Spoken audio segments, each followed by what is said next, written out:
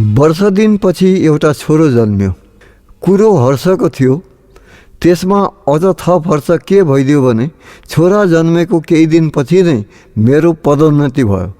जागिरकालको 7 वर्षपछि लेसनायकमा मेरो प्रमोसन भएको थियो। फ्यामिली लाइनमा कोठा पाएर त्यस बेलासम्म हामी त्यहाँ सरिसकेका थियौँ। धेरैले भने छोरो लक्षणको छ। हुन त छोरो जन्मेपछि मेरो दर्जा बढ्नु केवल संयोग थियो, तर संस्कारवश हामीले पनि छोराको लक्षणले नै यो शुभ कुरो हुन आयो भन्ने सोच्यौँ। 11 दिनको दिन एकजना कर्मकाण्डे बाहुन आएर न्वारण कर्म गरिदिए।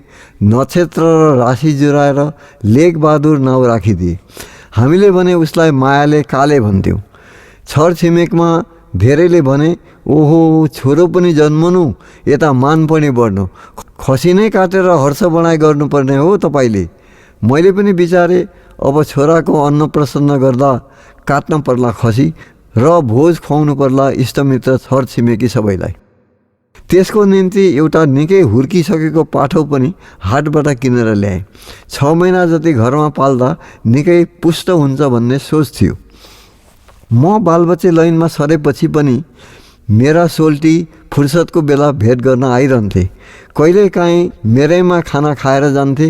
मैले घरबाट परिवार ल्याएपछि उनलाई खाना मेरैमा खानुहोस्, एक्लो मानिसलाई के कष्ट गरिरहनुहुन्छ भनेको थिएँ, तर उनले स्वीकार गरेनन्। बेला बखत भेटघाटको क्रम भने जारी थियो। कुरै कुरामा एक दिन उनले भने, आचे यो छोराको ग्रह दशा केही हेराउनु भएको छ सोल्टीले? होइन, एउटा चिना टिप केही बनाइहाल्नु पर्ने। खोइ एकजना बाहुनले न्वारानमा आएर नाउँ जुराएर गएका हुन्। हेराइ कुराई त केही गरेको छैन, एउटा टिप्पण त बनाइराख्नु पर्ने हो म भन्छु। एहे, एकजना जान्ने ज्योतिषी ओजन बजारमा छन्। जन्मलग्न लिएर गई तिनलाई देखाइहालौँ सोल्टी। टिप्पण त एउटा चाहिन्छ, चिना पछि बनाउँदै गरे पनि, उनले सल्लाह दिए। भोलिपल्ट हामी ओजन बजार ज्योतिषी कहाँ पुग्यौँ। उनी एक खाले जान्ने ज्योतिषी नै रहेछन्। केटा जन्मेको तिथि मिति र समय सुम्पिदिएपछि उनले कुण्डली तयार पारेर निकै बेर पार्टीमा गणना गरेर हेरे अनि अलि गम्भीर भएर भने, ओहो दानीको ग्रह त के भन्नु, यस्तो कुण्डली कमै देखा पर्छ। के त असाध्य विद्यमान, वंशकै नाउँ धान्ने हुन्छ नै, तर 3 वर्ष पुग्ने बेलामा असाध्य ठुलो खट्को छ। यो खट्कोले अरू कसैलाई पिर्ने होइन, आफ्नै जिउलाई धक्का दिन्छ। उस्तै पर्यो भने बालकको जिउ जान बेर छैन के अरे त्यतिखेर यो ग्रहले। मैले यति मात्र सुने, यति नै पर्याप्त थियो। मलाई भाउन्न होला जस्तो भयो। त्यसपछि पण्डितले के फलाक्दै गए मलाई थाहा भएन। मेरा कानमा परे पनि मनमा परेन। टिप्पण बनाइदिने कुरा पण्डितलाई दर्शाएर हामी फर्क्यौँ। मलाई परेको चिन्ता सोल्टीलाई थाहा नहुने कुरै भएन। ऊ स्वयं पनि चिन्तित थिए ज्योतिषीको कुराले। बाटामा उनले भने, आच्या यो सेवा पण्डितले कसरी भन्छ त्यस्तो कुरो? स्वर्गको बात र गर्भको बात कसैले जान्दछ? ग्रह खराब छ भन्दैमा जिउै जान बेर छैन भन्न सक्छ कहीँ? तपाईँ सुर्ता नलिनु सोल्टी। ग्रह खराबै रहेछ भनेदेखि पनि शान्ति स्वस्ति गर्नुपर्छ, जाप लाउनुपर्छ, ठिक भइहाल्छ। यो ज्योतिषी पण्डित बोल्न जान्दो रहेछ, भन्नै नपर्ने कुरा भन्दो रहेछ। मनमा अशान्ति पाउला भनेर घरमा मैले जहानलाई खोलेर केही पनि भनिनँ। दिन बित्दै गए। छोराको कुरा सम्झने बित्तिकै मन त्यसै अमिलो भएर आउने, कुनै काममा मन नलाग्ने। मलाई यो ग्रह दशाको कुरामा कसरी विश्वास भयो थाहा छैन। हाम्रो संस्कार होला यो पनि। असलमा मानिस बाँच्न र बढ्नको निम्ति आशाको लहरामा झुन्डिनु पर्दो रहेछ। यो हेराउने कराउने प्रक्रिया पनि त्यस्तै आशारूपी लहरो हो, जसले मानिसलाई भविष्यको तानाबाना देखाएर झुन्डाइराख्छ र समयसित आफू अघि धकेलिँदै जान्छ। केही सोचेर केही आशाको सहारा लिएर बाँच्नुपर्छ मानिसले। तर हामीलाई सञ्चालन गर्ने त अरू नै कोही छन्। कुनै अदृश्य शक्तिद्वारा हाम्रा कार्यविधि सञ्चालन हुँदा रहेछन् बाबु। हामी त औजारका रूपमा मात्र प्रयोग हुँदा रहेछौँ। जता जेमा प्रयोग भयो त्यही गर्यो। कृष्ण भगवानले गीतामा भनेकै छन् नि, तिमीहरू त निमित्त मात्र हौ, गर्ने पनि गराउने पनि म हुँ। अब त्यो म भन्ने वस्तु के हो? रहस्य त्यहाँनिर छ बाबु, जसलाई मानिसले विभिन्न अर्थ लगाउँदै आएका छन् आजसम्म। ज्योतिषको कुराले मन भरङ्ग भएको हुँदा छोराको पास्नी पनि गरिएन। 6 महिना पुगेपछि एक दिन छलेर उसको मुखमा भातका सिता पारिदिन लाइनमै बस्ने कुनै स्वास्नी मानिसले खसी लाइनमै एकजनाले किनेर काटी सुकाको भाग लाएर आपसमा बाँडे। छोरो हुर्कदै गयो र बिस्तारै वर्षको पुग्यो। ज्योतिषीको भविष्यवाणीले निरन्तर मनमा झस्का दिइरहे पनि बाहिर सबै कुरा साबिकै चल्दै रहे। बालकको स्याहार सुसार र उसको बाल क्रीडासित दिन बितेको हामीलाई थाहै हुँदैन थियो। वरपर लाइनका स्त्रीहरू पनि आएर बालकसित घन्टौँ अलमलिरहन्थे र कतिले आफ्नो कोठामा पनि लिएर जान्थे। आमा चाहिँलाई आफ्नो काम धन्दामा नानीको कुनै बाधा थिएन। हातमै त्यसलाई सबैले हुर्काइरहेका थिए। जब ऊ अलि हुर्केर खुट्टा बाङ्गो परेर हिँड्ने र तोते बोली बोल्न थाल्यो, त्यस बेलाका अनेक रोचक घटनाहरू सम्झना हुन्छन् बाबु। छेउको कोठाकी स्वास्नी मानिस जिस्काएर बच्चालाई भन्छे, काले जा बाबु पाक कोठामा गएर सी गरेर आइज। बच्चा पाक कोठामा भन्दै कुदेर तिनै आइमेको भान्सा कोठामा पस्छ र पिसाब गरिदिन्छ। ती स्वास्नी मानिस बिचरा आत्तिएर यसले त मेरै पाक कोठामा पोछी गरिदियो नि भनेर कराउँछिन्। पछि आमा चाहिँ गएर पाक कोठा पुछिदिन्थे र छोरालाई हप्काउँथे। यस्ता सानातिना घटनाहरू अनेक छन्। अब यही छोरालाई माया गर्ने सिलसिलामा एकजना सिपाही र उसको जानको छोटो कथा मैले यहाँ भन्नै पर्छ बाबु। त्यो सिपाही थियो गोपीचन्द मगर। सिपाही भए पनि मानिस साहेबी ढाँचामा बस्न खोज्ने, अति शौकिन। बिहे उसले दार्जिलिङ सहरकी केटीसित गरेको थियो। उसलाई पनि बडो शोकमै राखेको थियो गोपीचन्दले। ऊ हामीभन्दा अलि सिनियर थियो। त्यही 2-3 वर्ष अघि भर्ती भएको हुँदो हो हामीभन्दा। छोराछोरी थिएनन्। शोक गरेर उसले राम्रो जातको कुकुर पालेको थियो। एउटा निखुर सेतो रङको कुकुर उसलाई छाउरा हुँदै अङ्ग्रेज साहेब एसपीले दिएको रे। ऊ साहेबको अर्दली छोरा। मोती राखेका थिए उनीहरूले कुकुरको नाउँ। मेरो छोरालाई मेरी जानले जन्म दिई, तर बाल्यकालमा त्यस केटालाई हुर्काएको गोपीचन्दकी दुलैले हो बाबु। उसको मातृहृदय व्याकुल थियो एउटा शिशुलाई आफ्नो छातीमा तासेर भित्रभित्रै छचल्किरहेको माया पोख्न। केटो 6 महिना जति पुगेपछि नै बिहान आएर उसले लिएर जान्थे अनि उही भोकाएर केटो रुना मात्र आमाको दुध चुसाउन लिएर आउँथे अनि फेरि लान्थे। बालकलाई चाहिने थाङ्ना भोटा सबै ऊ आफै तयार पार्थे। त्यसको गुमुत उसैले सोर्थे, लुगाफाटा उसैले धुन्थे। बिस्तारै वर्ष दिन पुगेर जब गाईको दुध लिटो आदि राम्ररी खाने भयो, तब त कहिलेकाहीँ राति पनि ऊ आफूसितै सुताउन थाली। गाईको दुध बोतलमा हालेर प्याउने गर्थे। केटो पनि पूर्ण रूपले उसैसित झ्यामिएको थियो। उसलाई पाएपछि आमा पनि खोज्दैन थियो। प्राय राति साँझको रोलकलबाट गएर म उसलाई बलजप्ती लिएर आउँदथेँ। कहिले साह्रै मानेन भने उसैसित छोडिराख्थेँ। उनीहरू लाइन बाहिर केही पर बुचर लाइनमा भाडाको घरमा बसेका थिए। लाइनमा सरकारी क्वार्टर लिन चाहेका थिएनन्, कतिपय आफ्नै सुविधाको निम्ति। बालक झन्डै 4 वर्ष हुन्जेलसम्म गोपीचन्दकै घर उनीहरूकै काखमा हुर्क्यो भन्दा हुन्छ। गोपीचन्दकी दुलैलाई छेउका आइमाईहरूले भन्ने गर्थे, के औधी माया गरेको हो यशोदा अर्काको छोरालाई, पछि हुर्केर तिमीलाई टेर पुच्छर लाउने होइन, अर्काको बाछो चाटी मुखभरि रहँ भन्ने उखानै छ। यशोदा जवाफमा भन्थे, छोरो त मेरो पनि हो, जन्माउने भन्दा हुर्काउने को पो माया बढी हुन्छ त। कृष्ण भगवानको कथा सुनेका छैनौ? उनका पनि 2वटी आमा थिए, देवकी र यशोदा। देवकीले कारागारभित्र जन्माइन् अनि भगवानले नै जादुले उडाएर लगी यशोदाको काखमा हालिदिए। सबै लोकले यशोदा नै उनको आमा भनेर जान्दछन्। देवकीलाई त चिन्दा पनि चिन्दैनन् धेरैले। मेरो नाउँ पनि यशोदा हो। मैले यो काले कृष्णलाई मायाले चाटेको, यसै केही देला ठुलो भएर केही पाम्ला भनेर चाटेको होइन के रे। यसरी भन्नेको मुखमा बुझो लगाइदिन्थ्यो। भो दार्जिलिङकी लैन छोकरीसित हामी गाम बेसीमा हुर्केकाले बोलेर के साध्य होस् भनेर उनीहरू चुब लाग्दथे।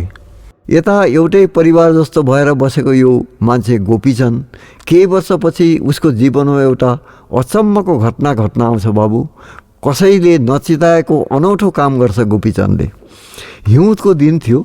समय धेरै नभए पनि बेलुकी छिटै घाम अस्ताउने हुनाले रात निकै बिते झैँ गाढा अँध्यारो थियो। साँझ रोलकलको आधा घन्टा अघि बज्ने पूर्वसूचक बिकुल बजिसकेको थियो। सिपाहीहरू एक एक गर्दै बिस्तारै टुँडी खेलतिर आउँदै थिए।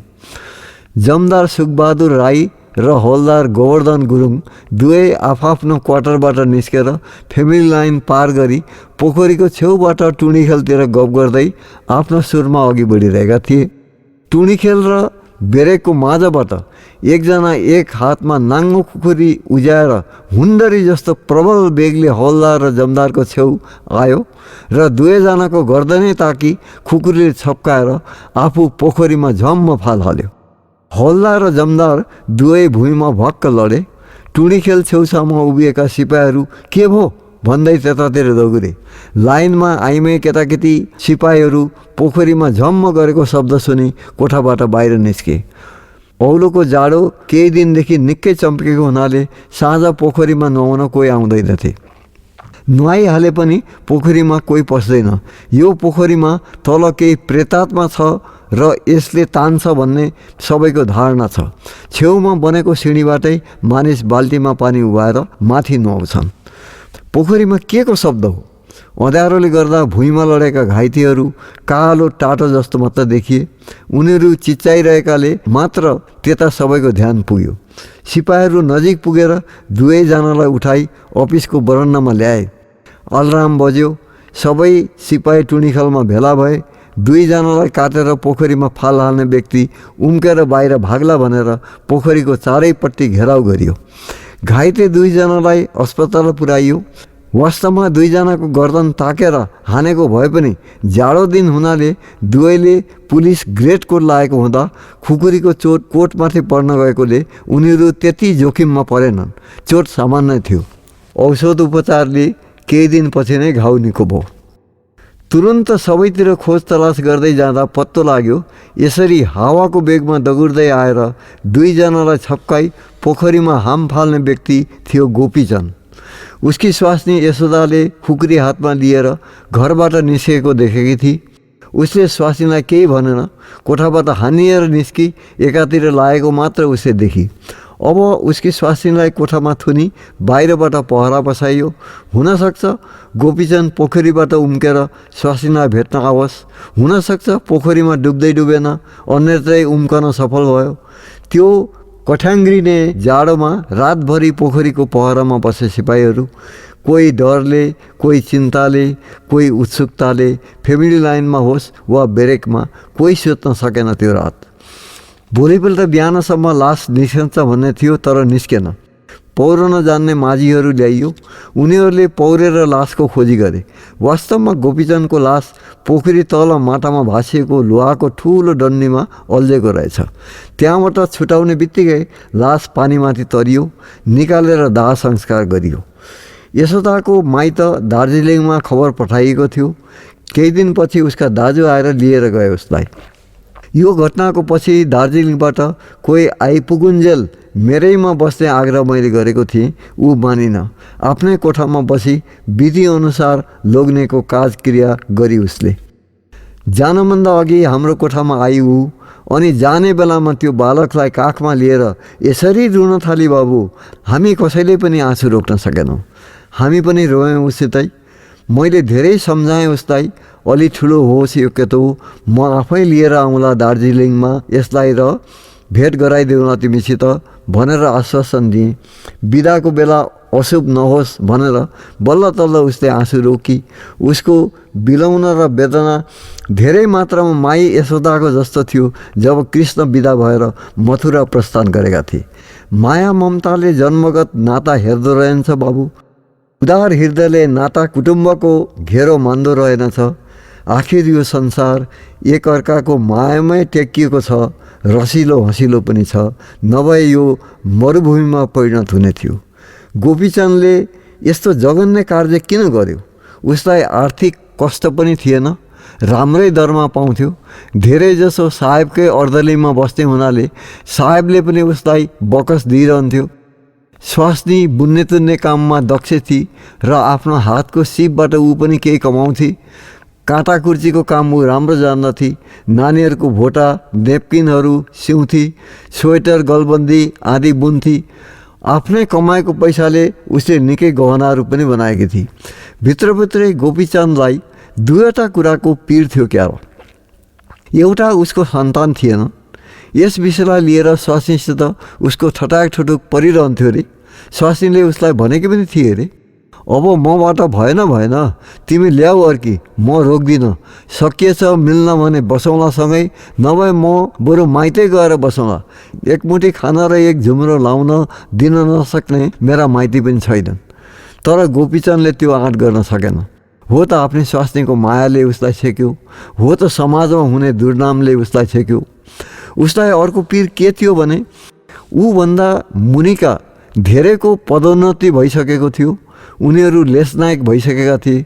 तर ऊ धेर जसो अर्दली बसेको हुनाले प्रमोसनको सुविधा भएन।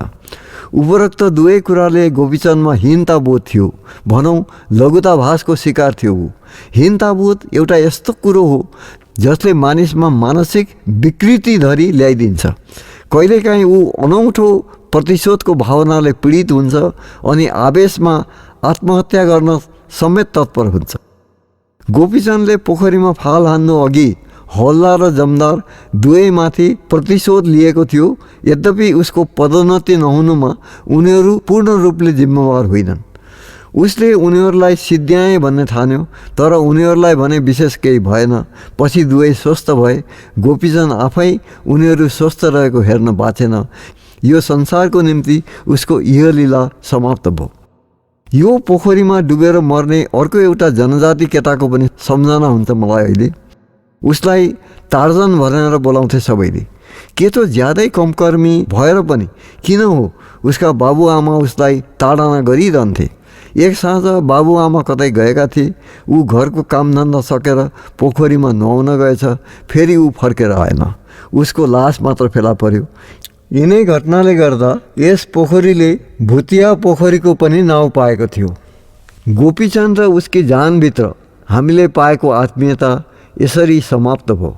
त्यो परिवारको सम्झना गराउन अझ पनि एउटा फोटो हामीसित छ, जुन फोटोमा गोपीचन्द र उसकी जान दुवैको माझमा मेरो छोरालाई राखेर छेउमा आफ्नो कुकुर मोतीलाई पनि उभ्याएका छन्। यसको केही पछि मेरो सोल्टी भक्तमान गुरुङको पनि खसियापाड सिलाङ सरुवा भयो।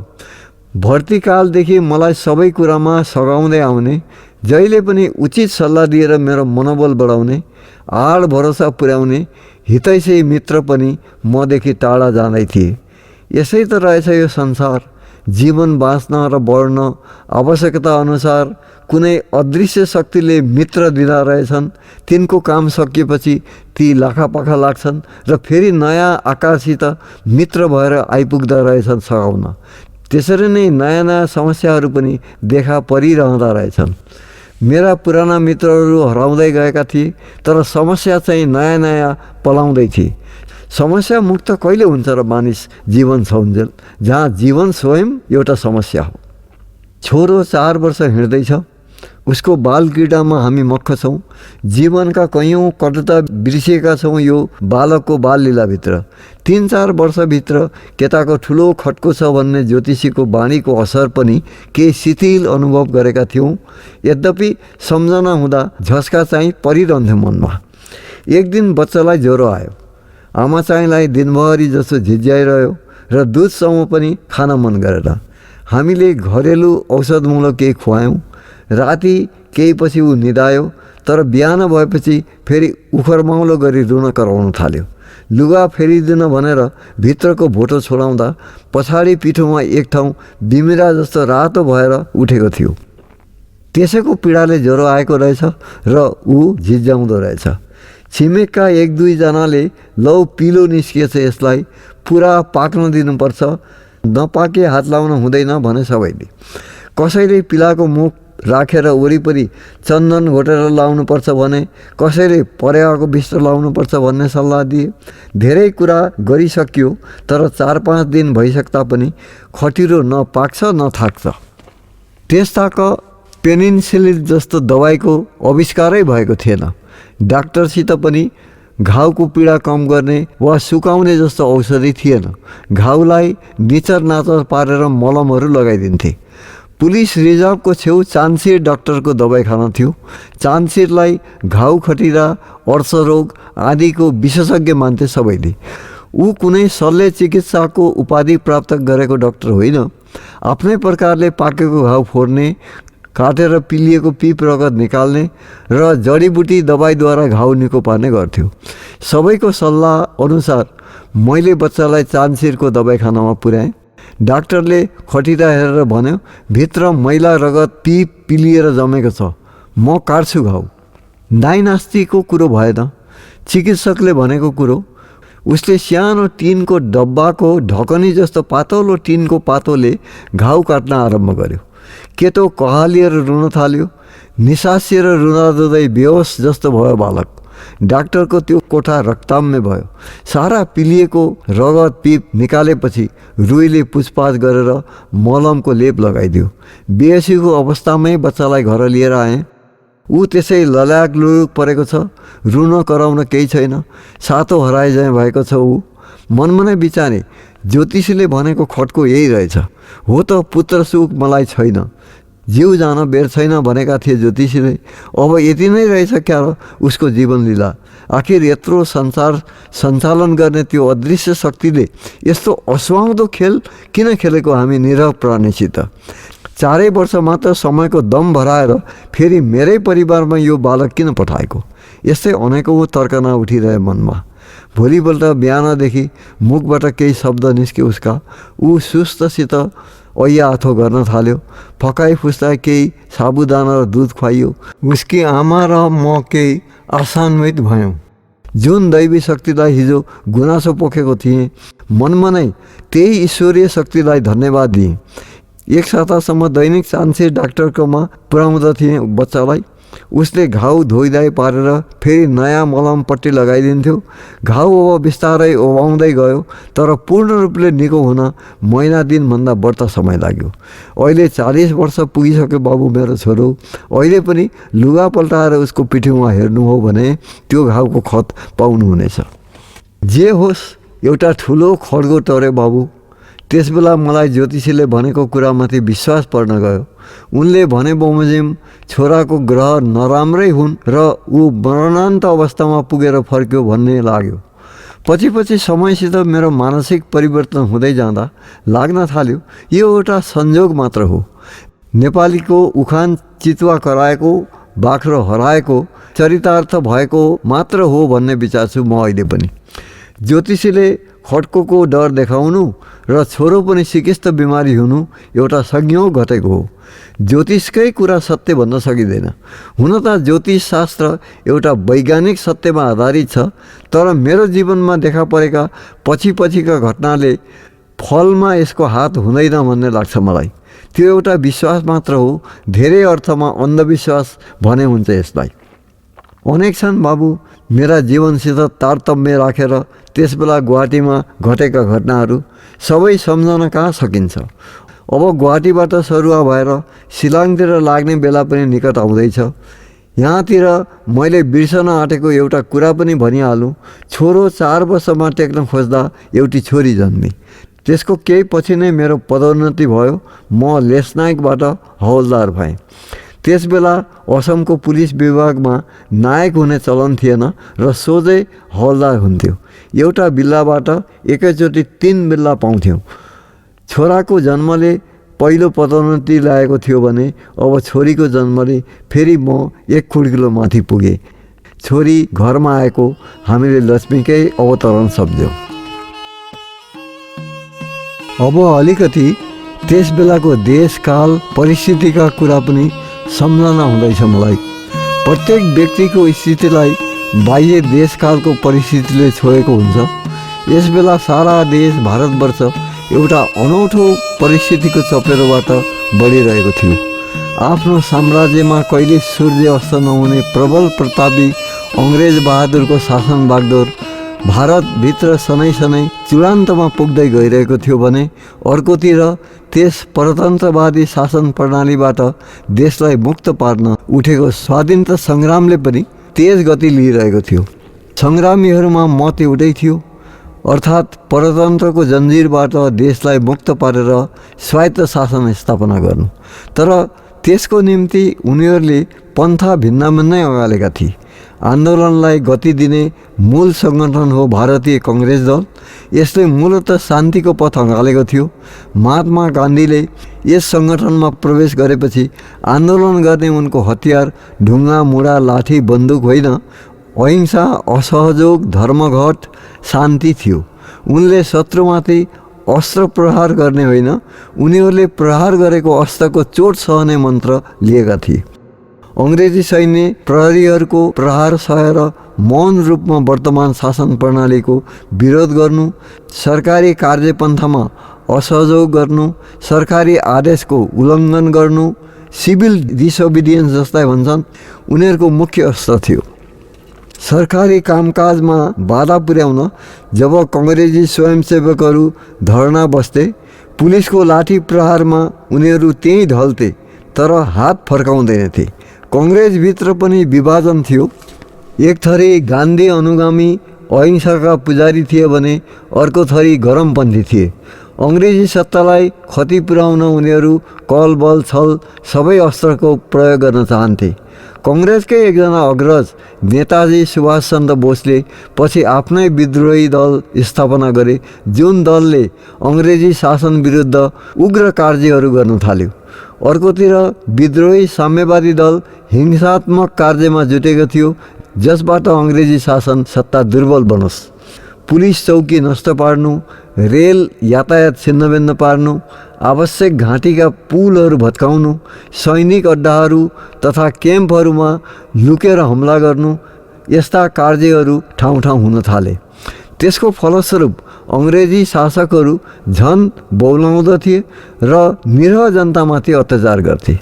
जसलाई पायो त्यसलाई सन्देहमा पक्रेर लान्थे, निर्मम पाराले मारपिट गर्थे। प्रमुख नेताहरू जसको हिंसात्मक कार्यमा कुनै हात हुँदैनथ्यो, उनीहरू पक्राउ पर्थे। यही बेला युरोपीय महादेशको आकाशमाथि साम्राज्यवादी शक्तिको होडबाजीमा प्रथम महासमरको थकाइ पनि मेटिन नपाउँदै दोस्रो महायुद्धको काला बादलहरू मडारिन थालेका थिए। हिटलरको नेतृत्वमा जर्मनी नाजीवाद र मोसोलिनीको तानाशाही गुटमा इटलीको फासीवादले आफ्नो फणा फैलाएर सारा युरोपलाई नै डस्न प्रस्तुत भइरहेका थिए। चारैतिर आफ्ना उपनिवेश फैलाएर तथाकथित प्रजातन्त्रको पृष्ठपोषक बन्ने साम्राज्यवादी ब्रिटेनलाई यी नाजी र फासीको अधिनायकत्वले निकै अप्ठ्यारो स्थितिमा पुर्याएको थियो त्यसबेला। त्यसैले भारतमा अङ्ग्रेजी शासकहरू निकै हताशिएका थिए र बौला कुकुरको स्थिति थियो उनीहरूको। यसै त कङ्ग्रेस सङ्गठनका नेताहरूसित ब्रिटिस सरकारले आफ्नै शासनतन्त्रको छत्रछाया मुनि स्वायत्त शासन वा प्रजातान्त्रिक ढाँचाको शासन प्रणाली अँगाल्ने धेरै प्रलोभन दिए। धेरै बैठक पनि बस्यो, धेरै अधिनियमहरू पारित भए, धेरै ऐन बने, तर यी सबै केवल नानीलाई गुलियो दिएर भुल्याउने प्रयत्नहरू थिए, कुनै कार्यकरी भएन। त्यसले गर्दा स्वाधीनता सङ्ग्रामी झन्झन उग्र हुँदै गए। यता स्वतन्त्र सेनानीहरूको मूल सङ्गठन भारतीय राष्ट्रिय कङ्ग्रेसको अहिंसावादी आन्दोलन, सहयोग, बहिष्कार, धर्मघट, शान्तिपूर्ण जुलुस जस्ता कुरा सबै जनता एकमुख भएर लागे मात्र सफल हुने हुन्। तर यसमा बाधा के पर्न गइरहेको थियो भने भारतको एउटा धार्मिक लघुसङ्ख्यक गोष्ठी इस्लाम धर्मावलम्बीहरू हामी यसै पछाडिएका छौँ र सङ्ख्यामा पनि थोरै छौँ। भारतको हातमा स्वायत्त शासन आयो भने हामी हेको दृष्टिले हेरिनेछौँ र आफ्नो अधिकारबाट वञ्चित हुनेछौँ भन्ने शङ्काले पीडित थिए र उनीहरू अलग्गै आफ्नो अस्तित्व कायम राख्ने प्रचेष्टामा थिए। स्वाधीनता सङ्ग्रामीहरूको मूल स्रोतबाट उनीहरू फराकिँदै गए र उनीहरूको नेताहरूले छुट्टै सङ्गठन मुस्लिम लिगको गठन गरिसकेका थिए। उनीहरू आफूलाई एउटा गोष्ठी होइन, राष्ट्रको एउटा मूल जाति भन्न थालेका थिए र भारत स्वाधीनताको छुट्टै आन्दोलन चलाउन प्रस्तुत थिए। मुसलमानहरूको यो पृथक नीतिले गर्दा अङ्ग्रेजी शासकलाई मुक्ति आन्दोलन दमन गर्न सजिलो परिरहेको थियो। उनीहरूले विभाजन गर अनि दमन गरेको नीति अँगाले। मुसलमानहरूलाई आन्दोलन विरुद्ध भड्काउने चेष्टा चल्यो। जे होस्, आन्दोलन रोकिएन। हिंसा अहिंसा, सङ्गठनभित्र सङ्गठन बाहिर आन्दोलन अघि बढ्दै गयो। मानिस आखिर प्रकृतिगत स्वाधीनता चाहने प्राणी हो। यो इतिहासले देखाएकै कुरो हो। अतीतमा आफ्नो शक्ति बलले मानिसले मानिसलाई प्रायजसो देशमा आफ्नो बसमा पारी दास तुल्याएका थिए। हाम्रै देशमा पनि कमारा कमारीको प्रथा थियो। भेडा बाख्रा सर ती दास दासीहरू बजारमा किनबेच हुन्थे। पशुभन्दा बढी मूल्य ती दास दासीहरूको थिएन। पशुले बरु कैयौँ प्रकारले आफ्नो रोष प्रकट गर्छन्, तर दास दासीलाई मालिक सामु मुन्टो उठाएर हेर्ने अधिकार थिएन। प्राचीन ग्रिकका ठुला दार्शनिक एरिस्टोटल जस्ता व्यक्ति स्वयं दास प्रथाका समर्थक थिए। उनको भनाइ थियो, यस संसारमा कोही मानिस शासन गर्न जन्मन्छन्, कोही जन्मन्छन् शोषित हुनको निम्ति। प्रकृतिले नै उनीहरूलाई यसरी जन्माएको हुन्छ। Some men are born to rule and some men are born to be ruled. उनको भनाइ प्रशासन चलाउने क्षेत्रमा केही हदसम्म प्रयोज्य पनि होला। मानिस सबै एकै प्रकृतिका, एकै रुचिका, बराबर ज्ञान बुद्धि भएका हुँदैनन्। केही मानिस देशको प्रशासन नीति जान्ने र देशको प्रशासन व्यवस्थामा निपुण हुन्छन्, उनीहरू देशको शासन व्यवस्था चलाउँछन्। अरू मानिस आफ्नो रुचि अनुरूप अन्यान्य कार्य गर्छन्। देशको प्रशासनीय नियम नीति सबैमा लागू हुन्छ, तर त्यसो भनेर आफ्नो सम्पूर्ण व्यक्तिगत स्वाधीनता अरूको हातमा सुम्पेर मानिस किनिने बेचिने सम्मको दास भएर कहिल्यै जन्मदैन। स्वाधीनता मानिसको जन्मसिद्ध अधिकार हो। त्यसैले जहिलेदेखि दास प्रथाको सूत्रपात भयो, त्यसको उन्मूलनका बीजाणु पनि साथसाथै यो प्रथाले लिएर जन्मेको थियो। दासहरू जन्मगत थिए भने उनीहरू भित्रको मुक्ति आन्दोलन पनि जन्मगत थियो। दमनलाई अवरोध गर्ने शक्ति पनि दमनभित्रै लुकेको हुन्छ। एउटा भकुण्डो लात्तले हान्दा जति माथि उचालिन्छ त्यही रफ्तारमा तल खस्छ पनि। अङ्ग्रेजी शासक पनि भारतीयहरूलाई आफ्नो दास सम्झन्थे, आफूले किनेको वस्तु ठान्थे। उनीहरूको निम्ति भारतीयहरू काला आदमी थिए, घृणाका पात्र। आफ्नो दाजमा धेरै तल्लो तहका मानिस। उनीहरूमा दीर्घताभास, बडप्पनको भावना ज्यादै थियो। यो रङभेद नीति दक्षिण अफ्रिकामा गोराहरूमाझ अझ बढी थियो। उनीहरूको यही बडप्पनको भावनाले गर्दा भारतीयहरू झन धेरै छटपटिएका थिए आफ्नो स्वतन्त्र अधिकार पाउन। स्वराज समग्र भारतीयको एउटै लक्ष्य थियो, एउटै स्वर थियो। अङ्ग्रेजी प्रशासन र भारतीय स्वाधीनता आन्दोलनको कुरो अहिले मनमा विचार्दा मलाई एउटा कथा सम्झना हुन्छ बाबु। हुन त कथै हो त्यो, तर वर्तमान हाम्रै माझ चलिरहेको व्यथासित पनि कता कता ठ्याक्क मिल्न आउँछ।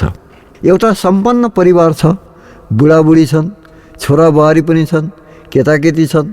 सबैको आफआफ्नो धन्दा छ, आफ्नो कामकाजमा जान्छन्। बुढाबुढी घरकै सुसे धन्दा गर्छन्, केटाकेटी स्कुल पढ्छन्। बेलुकी सबै भेला हुन्छन्, हर्ष मनाउँछन्, खानपिन गर्छन्। राति आफआफ्नो कोठामा आनन्दले सुत्छन्। आपसमा प्रेम छ, आफ्नो निजी स्वाधीनता छ। घरका बुढाको हुकुम चल्छ, घरको नियम नीति छ। सबै एक अर्काको मायाले बाँधिएका छन्, परिवारमा शान्ति छ। एक दिन एउटा अनौठो पाहुना आइलाग्छ त्यस घरमा। देख्नमा दुब्लो पातलो, सरल सुदो, कुरा गर्नमा निकै चतुर, कुराले सबैलाई मक्ख पार्न सक्ने। जान समक्ष भन्छ ऊ नम्र हुँदै, हजुर म एकजना परदेशी मानिस, नयाँ छु यस सहरमा, बिचल्नी परेको छु। म केही दिनको निम्ति हजुरहरूको दरबारको एउटा कुनामा बास दिनुहोस् मलाई। थन्किरहन्छु एउटा कुनामा, केही क्षति हुँदैन हजुरहरूको, बरु उपकार होला मबाट। घरको कामकाजमा पनि सक्त सघाउँला। आपत्ति देखेनन् केही घरका जहानले। अतिथिलाई देउतैसरी मान्छन्, त्यस व्यक्तिले बास र घाँस पाउँछ। एउटा कोठा ओगटेर बस्छ ऊ, बिस्तारै सबैसित मिसिन्छ। बिहान आँगनको फुलबारीमा फुलहरू गोडे झैँ गर्छ। बुढा खुसी हुन्छन्, छोराको साइकल पुछपाछ गरिदिन्छ, छोरो फुरुक्कै हुन्छ। केटाकेटीसित केटाकेटी बनेर खेल्छ ऊ, उनीहरूको मन जित्छ। बुढीलाई पनि चुले धन्दामा सगाइटो बल्छ, बुढी मक्ख पर्छ। अब ऊ बिस्तारै ऋण भनेर पैसा माग्छ घरका छुट्टा छुट्टै सदस्यसित, छुट्टा छुट्टै पाराले। छोरालाई भन्छ, बाबु मेरो घरबाट पैसा आउन अलि ढिलो भयो, 2-1 दिनभित्र आइहाल्छ, केही दिनको निम्ति 100 रुपियाँ दिइराख्नुहोस्, म तिरिहाल्छु, तर घरमा कसैलाई थाहा नहोस् है बाबु, बाआमाको सामु लाज हुन्छ। उता बुढा मालिकसित पनि बाबुले थाहा नपाउन् है, म तिरिहाल्छु 2-4 दिनमै भनेर पैसा दिन्छ। बिस्तारै ऊ छोराको साइकल पनि व्यवहार गर्छ, साइकल लिएर कहाँ जान्छ पत्तो छैन। बुढाका हुन् वा छोराका धोएर राखेको राम्रा पोसाक पनि व्यवहार गर्छ ऊ बेला बखत, सोध्ने आवश्यकता पर्दैन। अब ऊ पाहुना छैन, यस घरको मालिक बन्दै गएको छ। घरका जानले सल्लाह गर्छन् र उसलाई भन्छन्, तिमी आएको धेरै दिन भयो, पाहुना भनेको सधैँभरिलाई हुँदैन, तिमी आफ्नो व्यवस्था गर, हामी असमर्थ छौँ अब उपरान्त आश्रय दिन।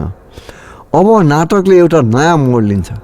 ऊ आफ्नो झोले गोजीबाट पिस्तल निकाल्छ र भन्छ, तपाईहरू कसैले पनि मेरो काममा बाधा पुर्याउने चेष्टा नगर्नुहोला, कृपया मलाई निकाल्ने बिर्था धम्की पनि नदिनुहोला, तपाईहरू आफ्नो हदबन्दीभित्र रहेर मलाई सहयोग पुर्याउनु होला, कृपया यो घर छोडेर अन्यत्र जानुपर्दा कष्ट होला तपाईहरूलाई।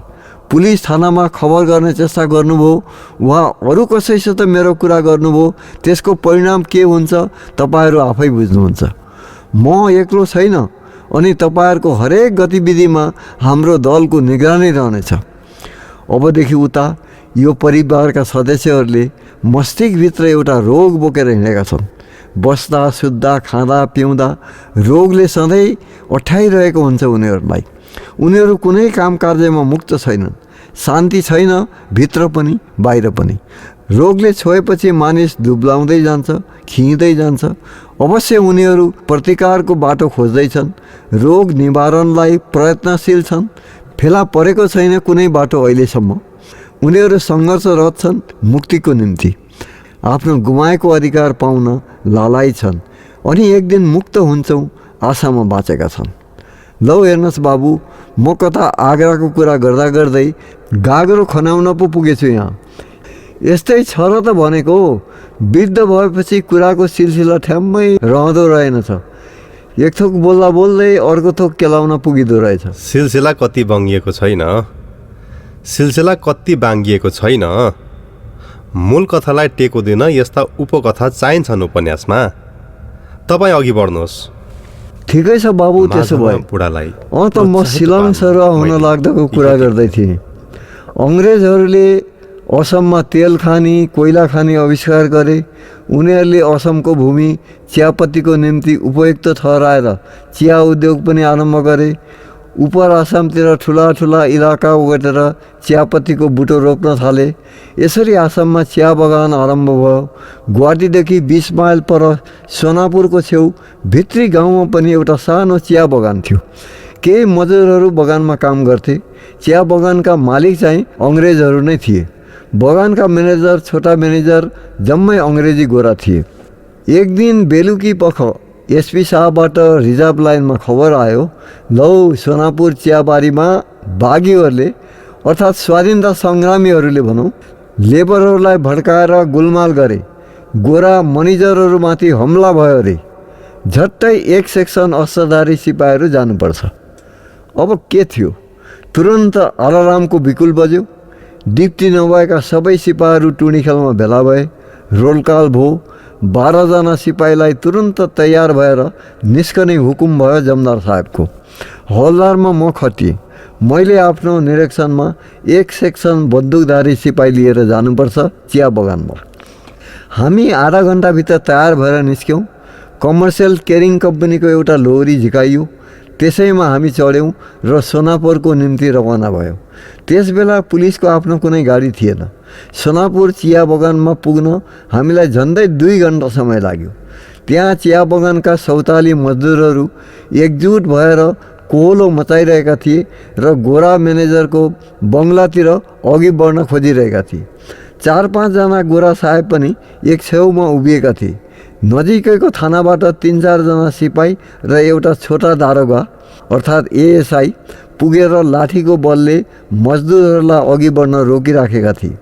गोरा मनिजर हो त बङ्गलाभित्र हुँदो हो र चिया बगानका ज्यामीहरू उसलाई घेर्न चाहन्थे। वास्तवमा घटना के रहेछ भने चिया बगानको एउटा मजदुरकी जवान स्वास्नी आफ्नो झुप्रोमा एक्लै भएको मौका पारी दिउँसो अपराह्नतिर बगानको बडा म्यानेजर जो अङ्ग्रेज थियो झुप्रोमा पसेछ र त्यस आइमाईको इज्जत लुटेछ।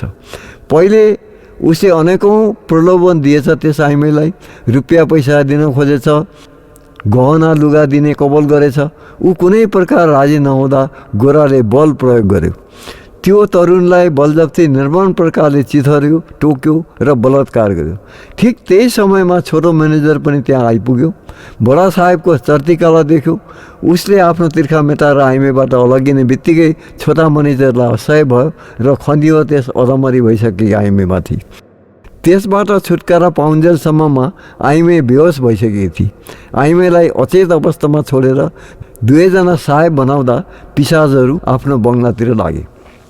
केही छिनपछि त्यस आइमाईको लोग्ने झुप्रोमा आइपुगेर देख्छ आफ्नै स्वास्नीको त्यो अवस्था छ। शरीरको वस्त्र अस्तव्यस्त छन्। ऊ बेहोस छे।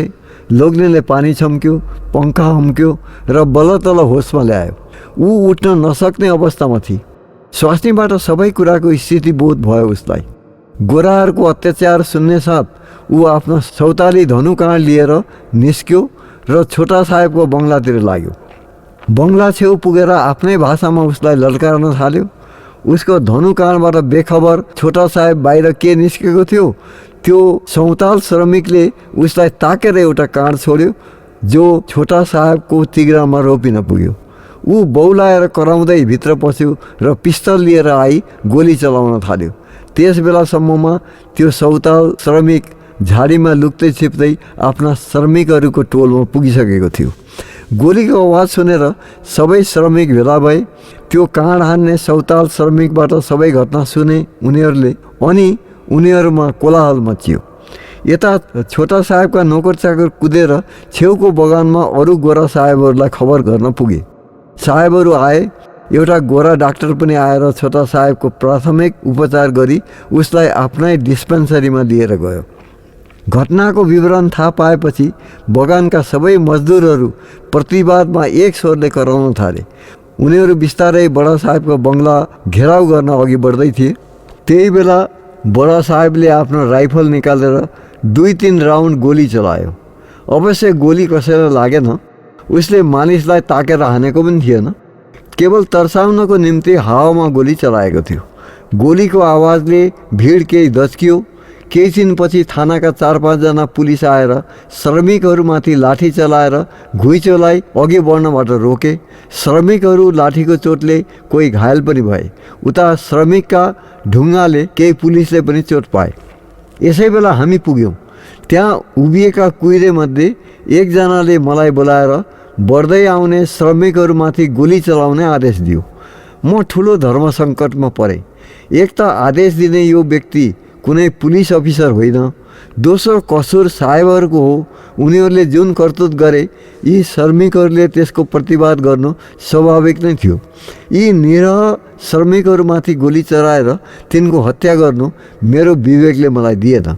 मैले श्रमिकहरूलाई चेतावनी दिएँ, सम्झाएँ, 1-2 ब्ल्याङ्क फायर गर्न सिपाहीहरूलाई आदेश दिएँ, तर श्रमिकहरूलाई ताकेर गोली चलाइ तिनको हत्या गर्ने निर्देश सिपाहीहरूलाई मैले दिइनँ, जसको निम्ति गोराहरूको नजरमा म दोषी थिएँ। उनीहरूको भनाइअनुसार बागीहरूमाथि गोली नचलाएर मैले उनीहरूलाई आन्दोलनमा प्रोत्साहन दिइरहेको थिएँ। ती निरह श्रमिकहरूलाई देशद्रोहीको संज्ञा दियो। उनीहरूलाई सरकार र देशको कानुन उल्लङ्घन गर्ने विद्रोही पारियो। जे होस्, केही समयपछि श्रमिकहरू शान्त भए। गोली चल्ने सम्भावनाको चिन्ता गरी उनीहरू अलिक दच्किए। पुलिसको लाठीले घायल भएकाहरूलाई अनि त्यो बलात्कारिक शिथिल महिलालाई उनीहरूकै साथीहरूले उपचारको निम्ति नजिकको औषधालयमा लिएर गए। घाइतेमध्ये 2 जना अलि सिकिस्त थिए। उनीहरूलाई लोरीमा गुवाहाटी सिभिल अस्पताल पुर्याइयो। नजिकको थानाबाट गएका सिपाहीले काँड चलाउने त्यो सौताल श्रमिकलाई पक्राउ गरी थानामा लिएर गए। मैले बडा म्यानेजरको बङ्गलामा पहरा दिन 4 जना सिपाही लेसनायकको माताहतमा छोडिराखेर बाँकी अरू सिपाहीसित म फर्केँ। त्यो चिया बगानको घटना यतिमै सकिएन। भोलिपल्ट थानाबाट दारोगा र सिपाहीहरू बाघीहरूको तलासमा चिया बगानतिर लागे। अनेकौँ छानबिन धरपक्राउ आरम्भ भयो। थानाले पक्राउ गरेर लगेको त्यो काँड हान्ने श्रमिक जसकी स्वास्नीलाई दुई जना गोरा म्यानेजरले बलात्कार गरे र मरणान्तर अवस्थामा पुर्याए। उल्टै उसको कुन हकीकत भयो, पुलिसको कुन अत्याचार उसले सहनु पर्यो, त्यो केवल अनुमान लाउन सकिन्छ बाबु। मेरो हकमा गोराको गोली चलाउने हुकुम अमान्य गरेको पोल नुन खोर्सानी सहित एसपी साहेबको कानमा पुगिसकेको थियो। जमदार साहेबले मलाई एसपी समक्ष हाजिर गराए। मैले गोली चलाउन अमान्य गरेको कैफियतमा एसपी साहेबलाई सबै कुरा स्पष्ट पार्दै भने, साहेब, गोली चलाउन आदेश दिने व्यक्ति मैले चिनेको कुनै पुलिस अफिसर होइनन्। जुनसुकै व्यक्तिले गोली चलाउनु भन्दैमा गोली चलाउन सकिँदैन। दोस्रो कुरा, गोली चलाउन पर्ने त्यस्तो केही प्रयोजन त्यहाँ थिएन। कसुर चिया बगानका बडा र छोटा म्यानेजरको थियो। कानुनी कारबाही गरे उनीहरू दण्डमा पर्ने थिए। उनीहरूले एउटी असहाय मजदुर आइमाईलाई बलात्कार गरेका थिए।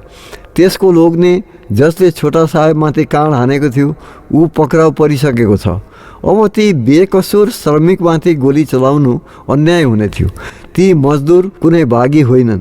त्यो अन्याय काम गर्न मेरो विवेकले मलाई दिएन साहेब। एसपी निकै बेर घोरियो। ऊ गोरा भए पनि राम्रो प्रकृतिको विवेकशील मानिस थियो। उसले भित्र अनुभव गरेको थियो श्रमिकहरू कुनै द्रोही होइनन्, वास्तविक कसुरवार गोरा म्यानेजर हुन्। तर आखिर अङ्ग्रेज हुनाले अङ्ग्रेजी शासनको स्वरमा स्वर मिलाउन उसको कर्तव्य बन्थ्यो। अङ्ग्रेजी शासनको सम्मान राख्न पनि केही न केही त उसले गर्नै पर्थ्यो। उसले भन्यो, तुम्हारा ऊपर एलिगेशन है, तुम बागी लोगों को साथ दिया, तुम्हारा कैफियत हम सुना, ओके, तुमको हम सस्पेंड नहीं करने मांगता, तुमको डिमोशन भी नहीं करने मांगता, तुमको मामूली सजाए देने मांगता, तुम शिलांग ट्रांसफ़र होगा। शिलांग बहुत अच्छा जगह है, कैपिटल प्लेस है, ओके। सन् 1938 को सुरुतिर आफ्ना झिटी झ्याम्टी हाँडा भाँडा लुगाफाटा सबै माल मत्ता 2वटा टिनका बाकस कुम्ला र पोकामा समेटेर छोराछोरी र यो बुढीलाई लिएर म कमर्सियल केरिङ कम्पनीको बासबाट शिलाङको निम्ति प्रस्थान गरेँ। 12 वर्ष जति बिताएको गुवाहाटीको अनेकौँ कथा र व्यथा, इष्टमित्र, ठाउँ ठहर, नगर बजार, विशाल ब्रह्मपुत्र नदी सबै टाढिँदै जाँदै थिए। केवल यहाँको मधुर स्मृति जसको अमेट छाप हृदयमा बसेको थियो त्यो साथै मसित गइरहेको थियो। कमान्डिङ बाको स्वास्थ्य दिनदिनै खच्किँदै गएको प्रतीत हुन्थ्यो देख्दा। तर उनको स्मृति भने प्रखरै थियो। म पुग्न साथै उनी आफ्नो कथा सुनाउन हतारिन्थे। कुनै सप्ताह पुराण सुने जस्तै कथा सुन्ने र सुनाउने काम हामी दुई बीच नियमित थियो, दिनचर्याको एउटा अंश। माझमा एक दिन बिराएर म फेरि बिहान उनकोमा पुगेँ। उनलाई अभिवादन गर्दै भने, बा, तपाईका ओस्ताद गोवर्धन हवलदारको शब्दमा त्यो बेकामको खाल्डो गुवाहाटीदेखि धेरै माथि 5000 फुटको उचाइ शिलाङको सुन्दर डाँडामा आइपुग्नुभयो तपाईँ। तपाईको कथाले अब एउटा नयाँ मोड लिँदैछ। लो भन्नुहोस्, रमाइलो शिलङका रोचक घटनाहरू। सिरानमा अडेस लागेर बसी बुढाले केही हँसिलो अनुहार पारेर भने, खोइ बाबु, जसरी म बिस्तारै बाल्यकाल, किशोर अवस्था र भरपूर यौवनलाई पार गरेर अधवयस्क व्यक्तिमा परिणत भइसकेको शिथिल व्यक्ति थिएँ त्यसबेला, त्यसरी नै मेरो कथा पनि अब शिथिल हुँदै जाँदैछ। जसरी पहाडबाट झर्दा एउटा खहरे खोलाको जुन गडगडाट हुन्छ, जुन वेग हुन्छ, तल फेदीमा आइपुगेपछि त्यसको त्यो गति धेरै मन्थर हुन्छ र जति जति समतल मैदानमा त्यो आइपुग्छ त्यसको फैलावट चाक्लो हुँदै जान्छ, तर गति धेरै शिथिल। समुद्र छेउमा पुगेपछि त त्यसले बगेको पनि थाहा पाइँदैन, तर फैलिन्छ विशाल रूपले। त्यसरी नै मेरो कथाले पनि फैलावट बढाउँदै लगेको छ अब, तर गति यसको धेरै शिथिल भइसकेको छ। छोराछोरी हुर्किँदै गए, अरू थपिँदै गए, त्यसरी परिवार फैलदै गयो। तर कथामा केही नवीनता छैन। पुलिसको उही डिप्टी, उही रोल कल, उही पिटी परेड, बिहानदेखि बेलुकीसम्म एकै प्रकारको दिनचर्या, नापतौलको घिस्री घिस्राए जीवन। दिनभरि जसो कमर्सियल केरिङ कम्पनीको बासमा झाँकिदा गरेर लोत परी बेलुकी मोटर स्टेसन जेल रोड छेउ पुगेर बस जब अडियो, मैले आफूलाई एउटा नयाँ ठाउँ, नौलो परिवेशमा फेला पारेँ। मालमत्ता सामान बासबाट ओह्रालेर त्यही एक छेउमा थुपार्यौँ। सामान ओसार्ने साधन मानिसको पिठौँ बाहेक अन्य केही थिएन त्यहाँ। अवश्य सामान ढुवानी गर्ने नेपाली दाजुहरू अर्थात् ज्यामी कुल्ली प्रशस्त थिए। दाजुको अर्थ नै कुल्ली थियो त्यहाँ। हामीलाई नेपाली ठानी एकजना दाजु छेउमा आएर भन्यो, यो सामान काँथिम पुर्याउनु पर्ने हजुर। आफ्नै सोझाती देख्दा मलाई के आड भयो। पुलिस रिजर्भ लाइन कति टाढा पर्छ यहाँबाट सोधेँ। ए यहीँ थिएँ म हजुर, छैन धेरै टाढा। उसले अर्को दाजुलाई पनि हपार्यो। दुवैले नाम्लो लाएर एक एकवटा बाकसमाथि कुम्लाको टुरा पनि चढाएर बोके। एउटा कुम्लो र झोला मैले आफै बोकेँ। दाजुलाई अघि लाएर हामी लाग्यौँ पुलिस लाइनतिर। पुलिस रिजर्भ अफिस पुगेपछि त्यहाँ मेरा पुराना मित्र भक्तमान सोल्टी फेला परे। पुलिस रिजर्भ कार्यालय छेउको टुँडीखेल पार भएर अलि पर डिलोमुनि पुगेपछि त्यहाँ लहरै हवलदारका क्वार्टर थिए। तिनैमध्ये एउटा पुरानो जीर्ण अवस्थामा पुगिसकेको एउटा क्वार्टर खाली रहेछ। हामी त्यसैमा थानको लाग्यौँ। सामानहरू थन्क्याउन लाग्यौँ। सोल्टी र म केही छिनपछि पुलिस बजार पुगेर खाने सामग्रीहरू, दाल चामल, नुन भुटुन, तरकारी लिएर फर्क्यौँ। अलि पर पानी कल थियो। पानी आउँदै रहेछ र 2 बाल्टी पानी सोल्टीले ल्याएर राखिदिए। आमा चाहिँ केटाकेटीलाई भात भान्सा तयार पार्ने धन्दामा लागि। नङपोङमा सामान्य खाजा खाएका केटाकेटी भोकाइसकेका थिए। साँझको रोलकलको समय पनि हुँदै आएकोले सोल्टी र म रिजर्भ अफिसतिर लाग्यौँ। मैले गुवाहाटीबाट सरुवा भएर आएको कमान्ड रिजर्भ बाबुलाई बुझाएँ र त्यसै साँझदेखि डिप्टीमा रुजु भएँ। शिलाङ सरुवा भएर आएको घटना अहिले सम्झन खोज्दा सबैभन्दा पहिले मेरो स्मृतिले के देखाउँछ भने बाबु, त्यो पुरानो चारैतिरबाट हावा छिर्ने क्वार्टरमा फरवरी महिनाको शिलाङको चिसो बतास वार पसेर जाडोले सबै केटाकेटीहरूको मुटु कामिरहेको छ। तल गुवाहाटी जस्तो औडो ठाउँमा बसेका केटाकेटी गरम लुगाको पनि त्यति साह्रो जो थिएन। शिलाङमा भने दाँत कटकटी बज्ने जाडो थियो। क्वार्टरको तलतिर निकै भिरालो ठाउँ छ र तल एउटा पहाडी नदी के भन्नु त्यसलाई, खोलो हो अलि ठुलो, 20-25 फुट चौडाइमा फैलिएको, निरन्तर सुसाउँदै बगिरहेको छ र त्यतैबाट चिसो हावा आइरहन्छ। गुवाहाटीको गर्मीमा खान त्यति इच्छा हुँदैन थियो अनि चिजबिजहरू पनि धेरै सस्ता थिए। अहिले शिलाङमा जाडोले गर्दा हरदम भोक लागिराखेको हुन्छ। जति खाए पनि अगाउँदैनन् केटाकेटीहरू। उता जिनिसको दाम भने दोब्बर छ गुवाहाटीको भन्दा। मैले बिस्तारै केही आर्थिक अभावको पनि अनुभव गरेको कुरा अहिले सम्झना हुन्छ। केटाकेटीहरू हुर्कदै गए, उनीहरूको खोराकी बढ्दै गयो। जाडो ठाउँ हुनाले त्यसै पनि लुगा कपडा बढी चाहिने। यता आम्दानीमा कुनै बढोत्तरी थिएन। यी त भए साबिक कुराहरू। यसबाहेक अर्को एउटा कुरा छ जसले मलाई बढी अभावतिर घचेटिरहेको थियो। शिलाङमा त्यस्ताका घोडा दौड हुन्थ्यो। घोडाहरूको कुदाइमा कति नम्बरको घोडाले जित्छ त्यस होडबाजीमा मानिसहरू विभिन्न नम्बरको घोडामाथि रुपियाँको बाजी थापेर टिकट खरिद गर्थे। जुन नम्बरको घोडा अघि आउँछ त्यस नम्बरमा टिकट काट्नेहरूको जित हुन्थ्यो। उनीहरू टिकट देखाएर दोब्बर तेब्बर पैसा पाउँछन्। रेसमा हार्ने घोडाहरूमा काटिएको टिकटको पैसा भुस हुन्छ।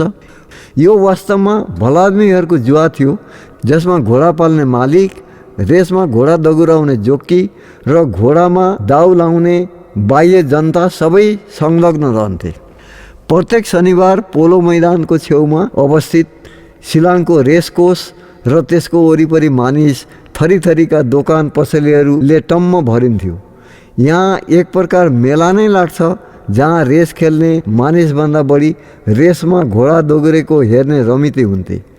अनेकौँ चना भुजा, मिठाई हलुवा, केटाकेटीको खेल्ने सामग्री आदिका दोकानेहरूलाई शनिबारको सदैव प्रतीक्षा रहन्थ्यो, जसमा उनीहरू आफ्नो पसलसित रेसकोर्स पुग्न सकुन्। मलाई यो घोडा रेस खेल्ने कुलत कसरी बस्यो थाहा छैन। सुरुमा केवल घोडाको रेस हेर्न जान्थेँ म, पछि बिस्तारै टिकट काट्न थालेँ। एक दुई खेप जित पनि भयो। त्यही जितले लोभ्याएर प्रत्येक शनिबार रेसकोर्स पुर्याउन थाल्यो मलाई। आखिर जुवामा लत बसेपछि सहजै छुटकारा कहाँ पाउँछ र मानिसले। यति हो, यो जुवा भलादमीहरूको जुवा मानिन्छ र जुवाडे भनेर अवहेला गर्दैनन् कसैले। 5 पाण्डवलाई जस्तो 81 वनवास लाउँदैन यो जुवाले, तर क्षयरोगले शरीरलाई छिन पार्दै लगे जस्तो भित्रभित्रै आर्थिक रूपले खोक्रो पार्दै लान्छ।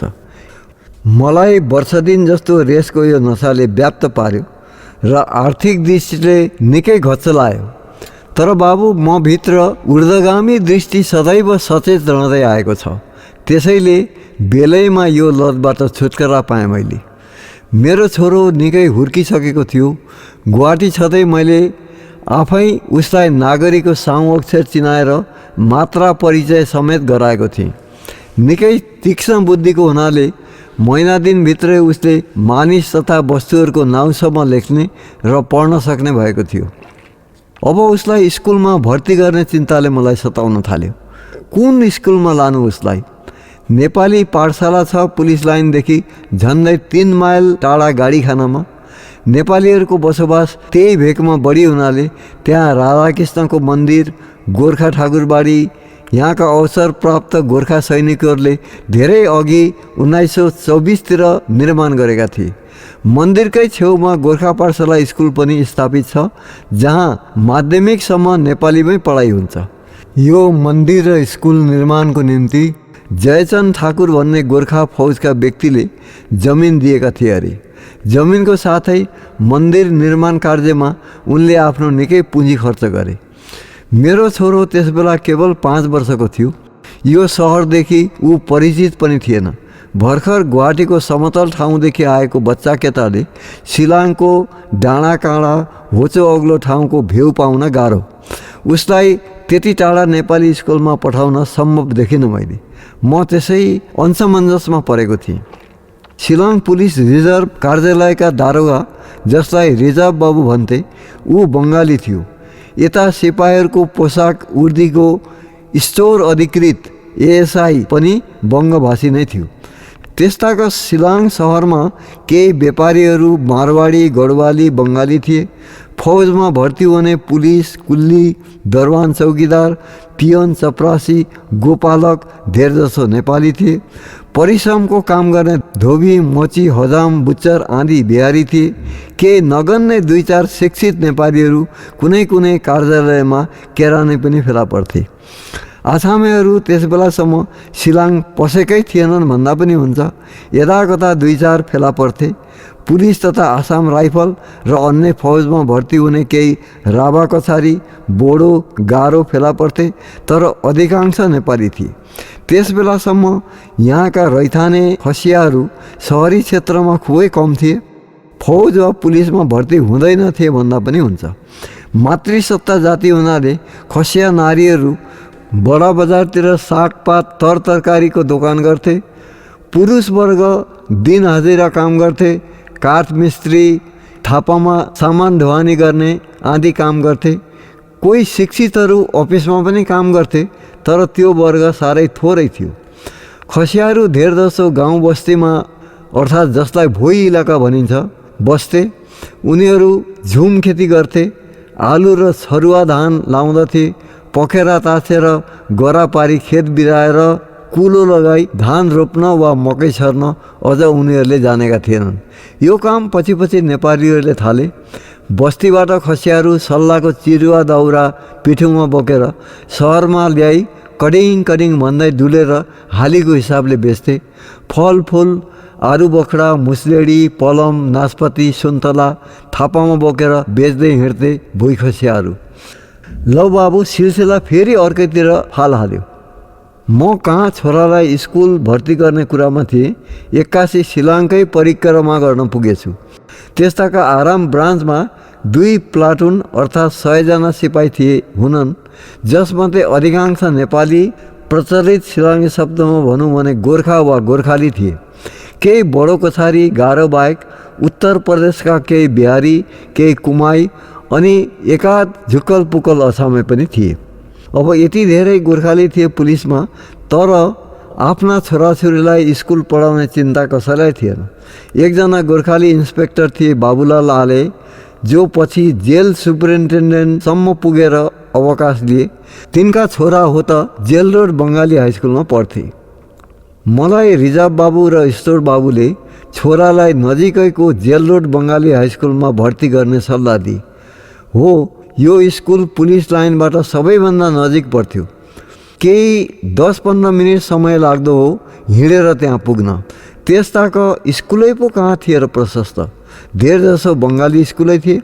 बङ्गाली भाषा पटक्कै नजानेको एउटा नेपाली 5 वर्षे केटालाई बङ्गाली माध्यमको स्कुलमा भर्ना गर्नु एउटा अनौठो कुरो थियो, तर त्यही अनौठो काम मैले गरेँ। एक बिहान छोरालाई जेल रोड बङ्गाली हाई स्कुलमा पुर्याएर क्लास ए अर्थात् कखरा श्रेणीमा भर्ना गरिदिए। केही समय नयाँ ठाउँमा आफूलाई खाप खुवाउन अलि गाह्रो पर्यो उसलाई, तर बिस्तारै अभ्यस्त हुँदै गयो र बङ्गाली माध्यमबाट उसको पढाइ अघि बढ्न थाल्यो। उसको पढाइ बङ्गाली माध्यमबाट चलेको हुनाले मलाई पनि बङ्गला भाषाको निकै ज्ञान हुन थाल्यो।